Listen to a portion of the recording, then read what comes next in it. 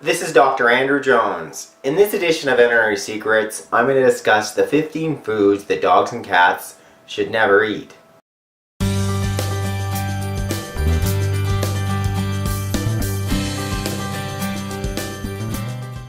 There are a number of common human foods that your dogs and cats should never eat. Some of the common ones include chocolate, coffee, alcohol, ones I think we're mostly aware of.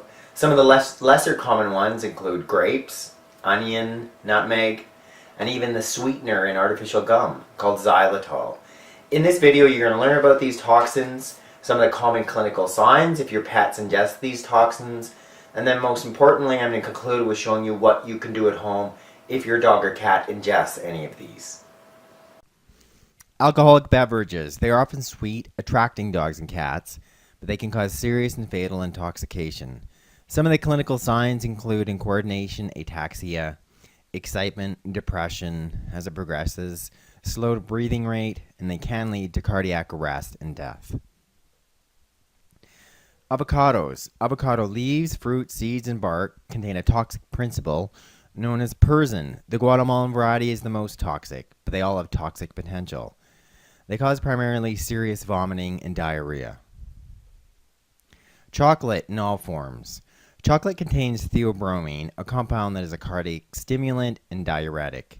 The most toxic form is the dark chocolate, or the baker's chocolate. Some of the clinical signs include initial excitation, increased drinking, increased urination, vomiting and diarrhea, increased heart rate, heart arrhythmias, seizures can be seen, and in serious cases, death is possible. Coffee in all forms. Coffee contains dangerous components called xanthines, which can cause nervous system or urinary system damage and heart muscle stimulation. Fatty foods. The primary concern here is severe stomach upset and in some cases pancreatitis. This can be fatal in some pets and is almost always triggered by a high-fat meal, such as graven or as pictured here, bacon. Macadamia nuts. They contain an unknown toxin which can affect the digestive and nervous systems and muscles of dogs, and this can lead to paralysis. A small number of nuts and even the macadamia nut butter can cause this. Moldy or spoiled foods. Many molds contain a type of toxin called aflatoxin. This is thought to be a common cause of compost toxicity. Some of the clinical signs include vomiting and diarrhea, muscle tremors, incoordination, elevated temperature, excessive salivation, and liver damage. Onions and even onion powder. Onions contain a toxic ingredient called thiosulfate. Pets affected by onion toxicity can develop anemia, and even as small as one onion can cause this. Fortunately, all dogs recover once they are stopped from ingesting the onions.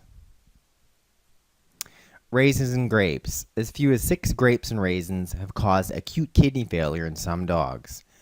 The toxic ingredient is yet known, and there's no known treatment. The big point here is avoid feeding any grapes or raisins to your dogs. Yeast dough. The yeast dough or uncooked bread dough will rise in your pet's stomach, causing severe gastrointestinal distress, showing up as vomiting and diarrhea, bloating, and signs of alcohol toxicity. Xylitol. Xylitol is an artificial sweetener found in sugar-free products such as gum, candy, etc. Some of the clinical signs relate to a sudden drop in glucose or blood sugar, showing up as incoordination, collapse, and even seizures. Apples, apricots, cherries, peaches, and plums. The stems, seeds, and leaves can be toxic. They contain a cyanide-type compound, and signs of toxicity include apprehension, dilated pupils, difficulty breathing, hyperventilation, and shock. And I just want to highlight that it's the seeds and stems that contain the toxin component, not the fruit itself. Potato peelings and green potatoes. These plants contain solanine and other toxic alkaloids, which, if eaten in large amounts, can produce drooling, severe gastrointestinal upset, including vomiting and diarrhea, loss of appetite, drowsiness, central nervous system depression, confusion, behavioral changes, weakness, dilated pupils, and slowed heart rate. Nutmeg. High levels can be toxic, even fatal.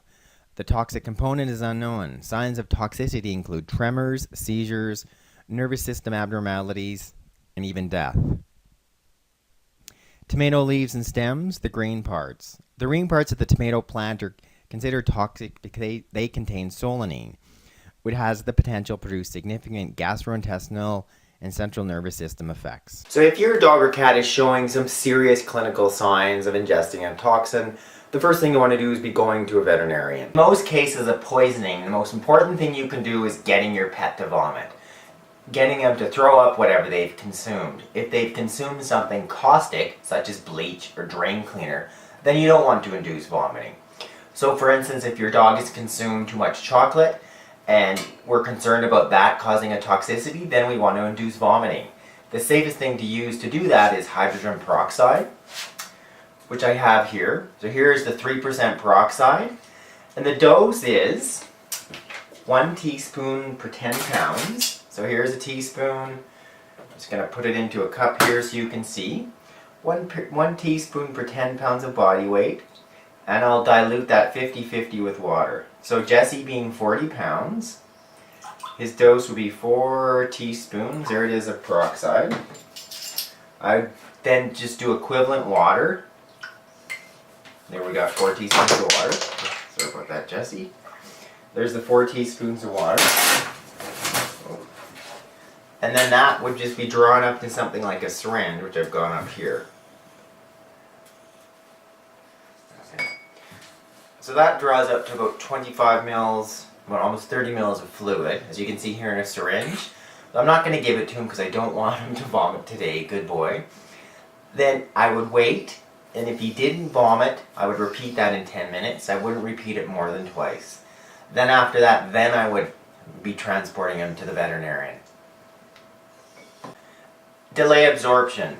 The next ingredient you should have on hand is activated charcoal. It's available from most pharmacies.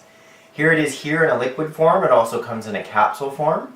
And what it does, it will bind to the toxin in your dog or your cat's stomach and intestinal tract and prevent some of that from being absorbed. Just a great thing to have on hand. The dose of activated charcoal here in the liquid form is 1 teaspoon per 10 pounds. I just want to show you here what it looks like. I'm just going to put it into this cup here. So right here, it's this black liquid, as you can see here. So there it is here. You can see it in this black liquid. And if I was going to dose it and give to Jesse, I would have a syringe on hand. So there you have here. And you can see that really black looking dark liquid, and that's the activated charcoal. And I would just put it into the side of his mouth like this, as I would be giving the peroxide. Opening his mouth, putting it into the side, putting the syringe right to the back of his throat, and then squishing it down so I know it would get down his mouth. Thank you for watching this edition of Veterinary Secrets. What I want you to do right now is click that link in the box below, and I'll send you my free book and videos on how to heal your pets at home with my top natural remedies.